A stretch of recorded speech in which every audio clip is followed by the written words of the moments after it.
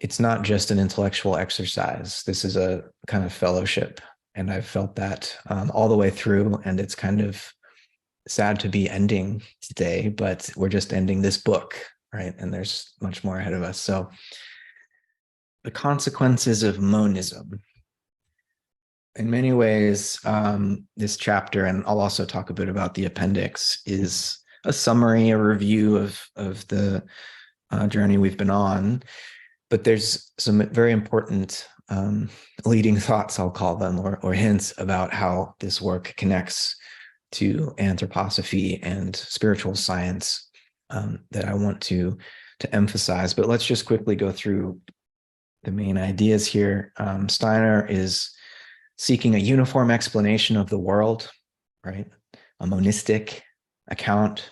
But he wants to do this only in terms of human experience, of what we can experience, whether in our thinking or in our perceiving, and including the sources of our own free action, right? So whatever the sources of free action are, Steiner says they are part of this one world. We don't need to refer to a separate moral world order, which would be somehow transcendent to the world of experience. It's all here, right? We don't need anything more than our own thinking and perceiving to understand everything that there is to be understood.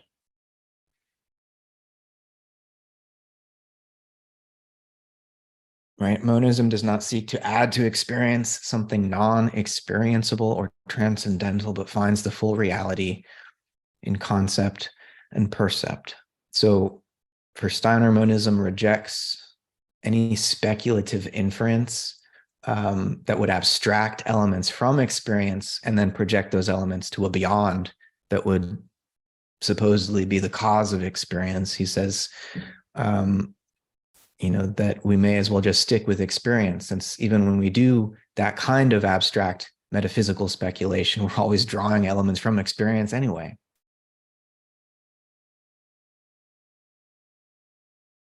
He says, at first, we take the perceptual part of the universe as if it were something existing on its own, because we do not see the belts and ropes by which the fundamental forces of the cosmos keep the wheel of our life revolving. And here, I think he's talking about these fundamental forces. You could say this is the conceptual nexus. You could say this is thinking activity. You could say this is the logos. He's using this interesting mechanical metaphor here, but I think it still works, right? It's quite a compelling vision that he presents of this revolving wheel of life. Oops.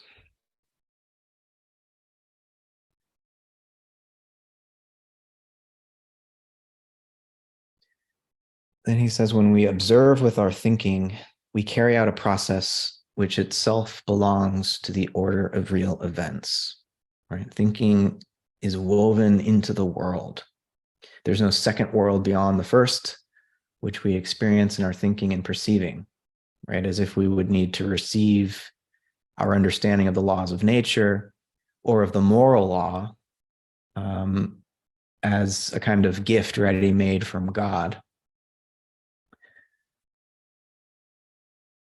He says, as long as a person apprehends himself merely by means of self-perception, he sees himself as this particular individual. As soon as he looks at the world of ideas that lights up within him, embracing all that is separate, he sees within himself the absolute reality living and shining forth, right? And in this sense, every person in his thinking lays hold of the universal primordial being which pervades all, right? So God is not something out there that would provide us laws of nature or moral laws. God is that which we ourselves participate in our thinking, right? The web of concepts which links together the percepts. When we engage in the thinking activity by which these connections occur, we are participating in the primordial being, right? And this is, on the one hand, Steiner's making this divine ground of being and becoming kind of like mundane, like we're participating in that all the time, and we don't even realize it, right? So he's both making, you could say he's making the divine more mundane, but he's also making the mundane, the world divine. Our ordinary thinking activity is already a participation in the spiritual world, right?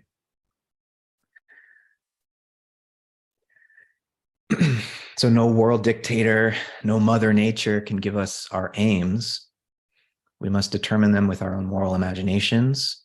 And if we don't determine them with our own, we will be led by those of others.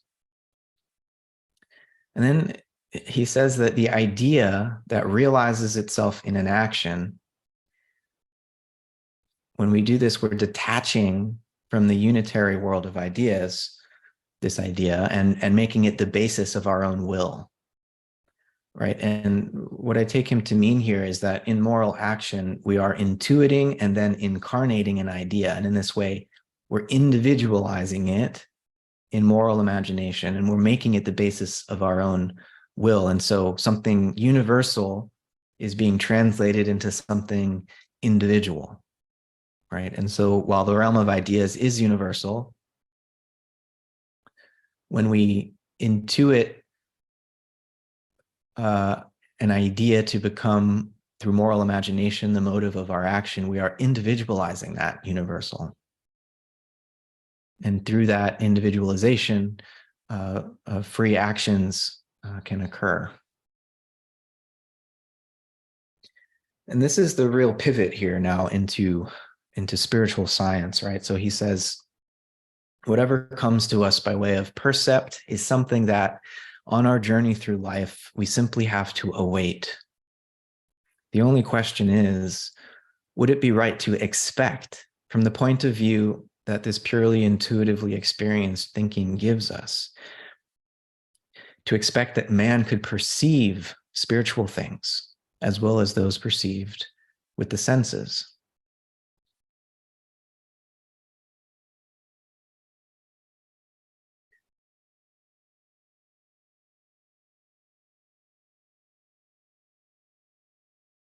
So he adds, intuitively experienced thinking is an active process taking place in the human spirit, and it is a spiritual percept grasped without a physical sense organ. So as I was saying before, through intuitive thinking, we are already in contact with a spiritual reality. And from this experience of spirit in our own intuitive thinking, we can turn, in a kind of metanoia, we can turn about to a different kind of perception, not of the physical sense world, but of the spiritual world. And this is initially, just as when in the Republic, in Plato's image of the cave, right, of someone trapped in the cave, turning about, crawling up the cave towards the light. They're initially sort of blinded by this.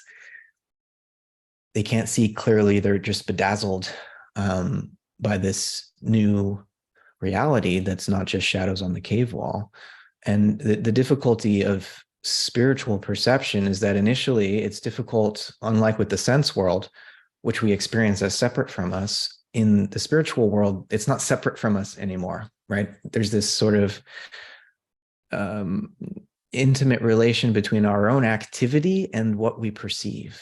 It's a participatory experience, right? And so when we're first turning around from the sensory to the spiritual world, it's difficult to distinguish what's my activity and what is something I'm perceiving.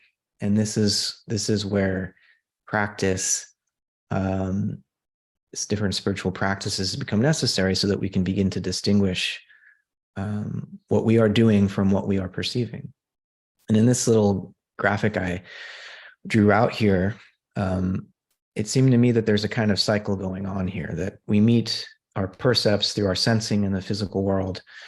Thinking links these percepts together via concepts.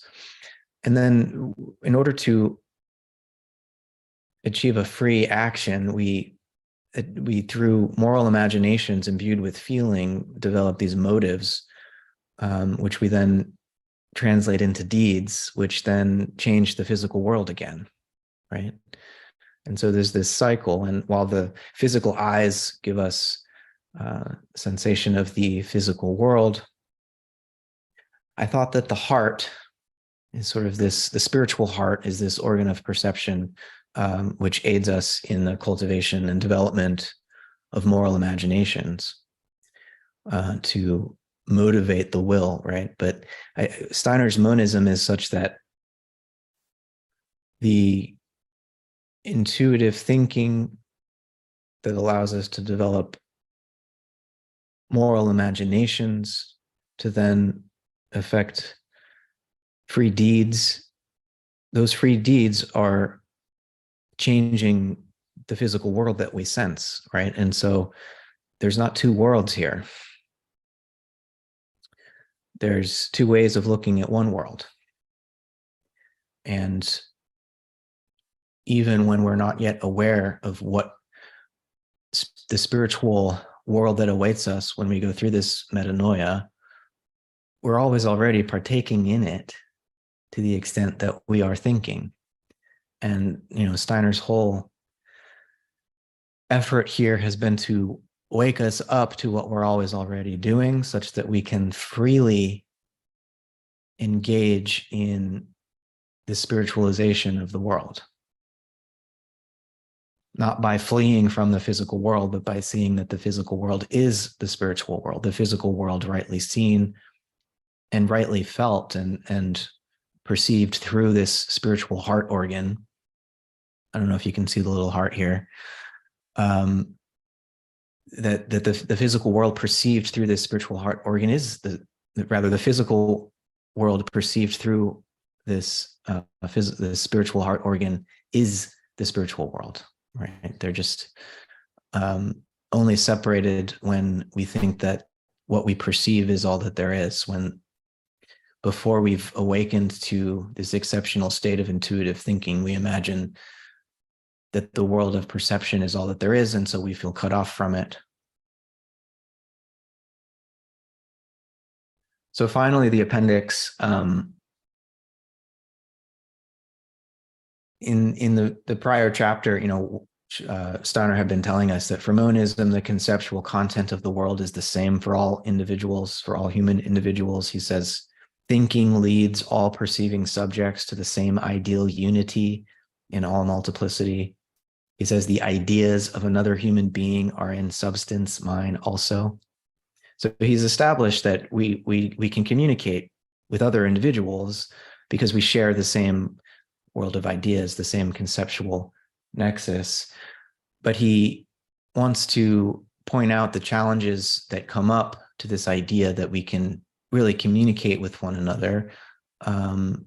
Because if you are stuck in a materialistic world picture, it becomes very difficult to understand how one mind could truly meet another mind, right? And Steiner describes the phenomenology of this in, I think, quite a moving way, that when we take in another person, initially via percepts of, say, their face as they are speaking to us, that we immediately bring our thinking to this, and the percept of the person extinguishes itself and becomes thinking, but not my thinking. If I'm actually listening, it's the other person's thinking that takes up residence in me. And my own thinking goes to sleep, as it were. But we don't notice this because the other person's thinking immediately fills our consciousness.